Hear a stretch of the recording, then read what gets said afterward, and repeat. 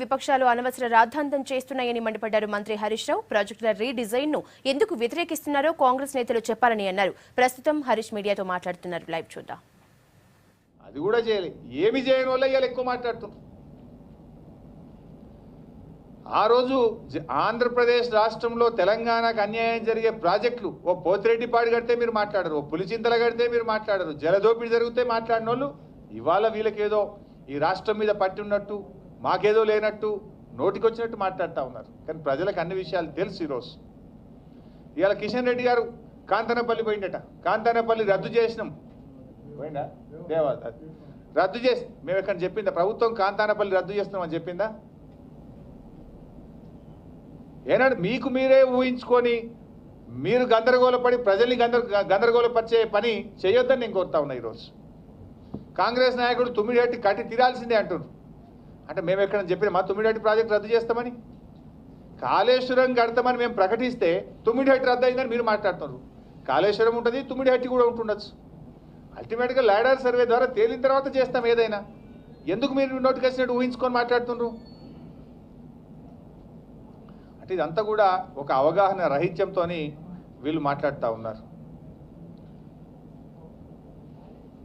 Kaleshwaram project కడతామంటే Tummidihatti రద్దు చేస్తామని కాదు, దేవాదుల రీడిజైన్ చేస్తామంటే కాంతానపల్లి రద్దు చేస్తామని కాదు. ఎందుకు దేవాదుల రీడిజైన్ చేయాలనుకున్నాం? మీరు దేవాదులు కట్టేప్పుడు ఏం చెప్పారు తెలుసా? వీళ్ళు 150 రోజులు లిఫ్ట్ చేసేన్ని నీళ్లున్నాయి, 150 రోజులు లిఫ్ట్ చేస్తామని చెప్పారు. ఏ ఒక్క సంవత్సరం కూడా 90 రోజులు నడవలే లిఫ్ట్లు, నీళ్ళే లేవు అక్కడ. మరి దాన్ని నీళ్ళు ఉండేటట్టు చేసి రీడిజైన్ చేసి నీళ్ళు వచ్చేటట్టు చేస్తాము, రీడిజైన్ చేస్తామంటే కాంతానపల్లి రద్దు చేస్తామని మాట్లాడతారు. ఇదంతా కూడా ప్రజలను తప్పుదో పట్టించి ఒక రాజకీయ లబ్ధి కోసం ప్రతిపక్షాలు చేస్తున్నటువంటి ప్రయత్నం. కానీ ప్రజలు మీకంటే తెలివైన వాళ్ళు, మా మీద విశ్వాసం ఉంది కనుకనే మమ్మల్ని ఇక్కడ కూర్చోబెట్టిండ్రు, మిమ్మల్ని అక్కడ కూర్చోబెట్టిండ్రు. మీరు ఈ విధంగా వ్యవహరిస్తే నెక్స్ట్ టైం ఆ ప్రధాన ప్రతిపక్ష హోదా కూడా దక్కదు మీకు, if you behave like this.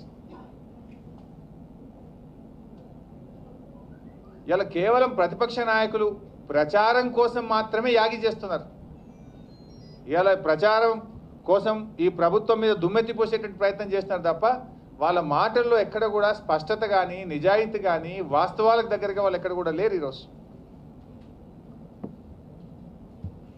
ఇవాళ చంద్రబాబు నాయుడు గారు ఆ రోజు ఆంధ్రప్రదేశ్కు ముఖ్యమంత్రిగా ఉండి తెలంగాణకు ద్రోహం చేసినప్పుడు కూడా ఇదే బీజేపీ వాళ్ళకి పార్ట్నర్. ఎప్పుడు ఉమ్మడి రాష్ట్రంలో ఆనాడు చంద్రబాబు నాయుడు ముఖ్యమంత్రిగా ఉన్నప్పుడు ఇదే కిషన్ రెడ్డి గారు ఎమ్మెల్యే, ఆ రోజు బీజేపీకి వీళ్ళు పార్ట్నర్. ఆనాడు చంద్రబాబు నాయుడు తెలంగాణకు ద్రోహం చేస్తే కిషన్ రెడ్డి గారు మాట్లాడలే. ఈరోజు మళ్ళీ అదే బీజేపీకి కేంద్రంలో ఆంధ్రప్రదేశ్లో మిత్రపక్షంగా ఉండి తెలంగాణలో కూడా కలిసి పోటీ చేసి రేపు హైదరాబాద్లో కూడా కలిసి పోటీ చేస్తామని చెప్తూనే ఇవాళ మళ్ళీ హైదరాబాద్కు నీళ్లు తెస్తాం పాలమూరు ఎత్తిపోతల పథకం ద్వారా అంటేనేమో చంద్రబాబు వ్యతిరేకిస్తాడు, కిషన్ రెడ్డి గారేమో ఆయనకు మద్దతు పలుకుతాడు.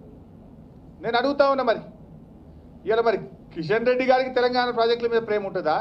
తెలంగాణ ప్రజల పార్టీ, తెలంగాణ ఇంటి పార్టీ అయిన టీఆర్ఎస్ పార్టీకి ప్రేమ ఉంటుందా? ఆ రోజు ఉమ్మడి రాష్ట్రంలో మీరు తెలుగుదేశం మిత్రపక్షంగా ఉండి తెలంగాణకు చంద్రబాబు ద్రోహం చేస్తే మాట్లాడలే. ఈరోజు మిత్రపక్షంగా ఉండి పాలమూరు కట్టద్దంటాడు చంద్రబాబు, దిండి ఎత్తిపోతల పథకం కట్టద్దంటాడు, 6 మండలాలు ఆంధ్రాలో కలుపుతా అంటాడు, తెలంగాణకు న్యాయంగా రావాల్సిన కరెంట్ ఇయ్య అంటాడు. కానీ కిషన్ రెడ్డి గారు మాట్లాడరు. ఇలా పోలవరం కోసం ఆర్డినెన్స్ తెచ్చినప్పుడు మరి కిషన్ రెడ్డి ఎందుకు మాట్లాడలేదు? దీన్ని బట్టి మీరు దయచేసి ఆలోచన చేయాల్సిన అవసరం ఉంది. పోలవరం కోసం ఆర్డినెన్స్ తెచ్చిన బీజేపీ తెలంగాణ పక్షం అవుతుందా? నీళ్ల కోసం పోరాటం చేసి రీడిజైన్ చేస్తున్నటువంటి టీఆర్ఎస్ పార్టీ తెలంగాణ ప్రజల పక్షం అవుతుందా? తెలంగాణ ప్రజలు కూడా నేను ఆలోచించాలని చెప్పి కూడా నేను ఈ సందర్భంగా కోరుతా ఉన్నా. ఇది గమనించాలని కూడా నేను కోరుతా ఉన్నా. నేను మళ్ళీ చెప్తున్నా, తుమ్మిడిహట్టి రద్దు కాలేదు, కాంతానపల్లి అంతకంటే కూడా రద్దు కాలేదు. అటు ఆదిలాబాద్ నుంచి ఖమ్మం జిల్లా అంటే బాసర నుంచి భద్రాచలం దాకా కూడా, ఇటు మహబూబ్ నగర్ నుంచి నల్లగొండ దాకా, అటు గోదావరి కృష్ణా నదుల్లో మన ప్రాజెక్టులు ఎట్లా ఉండాలి, ఎక్కడ నీళ్లు ఉన్నాయి, ఎలా ప్రతి నీటి చుక్కను వినియోగించడం కోసమే ఈ రీడిజైనింగ్ ప్రాసెస్ జరుగుతూ ఉంది. బాసర నుంచి భద్రాచలం దాకా కూడా ఈరోజు ఈ యొక్క లాడార్ సర్వే ద్వారా వారం 10 రోజుల్లోగా స్పష్టత వస్తుంది. దాని అనుగుణంగానే ప్రభుత్వం ముందుకు పోతుంది. ఇంకోటి కూడా అడుగుతున్నా, ఇవాళ ఢిల్లీలో నరేంద్ర మోడీ గారి ప్రభుత్వం వచ్చింది. మోడీ గారు వచ్చిన తర్వాత ఏం చేసిండు? ప్రణాళికా సంఘం రద్దు చేసి అదే నీతి ఆయోగ్ తీసుకొచ్చిండు. అంటే ఇక మీరు మొత్తం మోసం చేసినట్టేనా? మరి నరేంద్ర మోడీ రద్దు చేసిండు ప్రణాళికా సంఘం, ఇన్నేళ్లుగా ఉండే రద్దు చేసి నీతి ఆయోగ్ తెచ్చిండు. ఎందుకు తెచ్చిండు? ఇది ఇంకా బాగా పనిచేస్తుంది, ఇంకా బెటర్ అని చెప్పి మోడీ గారు చెప్పిండ్రు. అట్లా చాలా ప్రాజెక్టులు నరేంద్ర మోడీ గారు రద్దు చేసిండ్రు, చాలా వాటిని రీడిజైన్ చేసిండ్రు. అంటే నరేంద్ర మోడీ గారు చేస్తేనేమో అది రీడిజైనింగు, తెలంగాణ ప్రభుత్వం చేస్తేనేమో తప్ప. అంటే మోడీ గారు చేస్తే ఒప్పు, టీఆర్ఎస్ ప్రభుత్వమో తెలంగాణ ప్రభుత్వం చేస్తే తప్ప. దీనికి కిషన్ రెడ్డి గారు సమాధానం చెప్పాల్సినటువంటి అవసరం ఉంది. అంటే ఇది ద్వంద్వ విధానం కాదా కిషన్ రెడ్డి గారు మీది? అంటే మాకు అర్థమవుతుంది ఏంది, తెలంగాణ ప్రాజెక్టులు అడ్డుకోవాలని చంద్రబాబు నాయుడు నీకు చెప్తే చంద్రబాబు ఎజెండాను కిషన్ రెడ్డి తెలంగాణ రాష్ట్రంలో అమలు చేస్తున్నాడనే అనుమానం ఇవాళ తెలంగాణ ప్రజలకు కలుగుతూ ఉంది. ఎందుకంటే నువ్వు ఆయన పార్ట్నరు.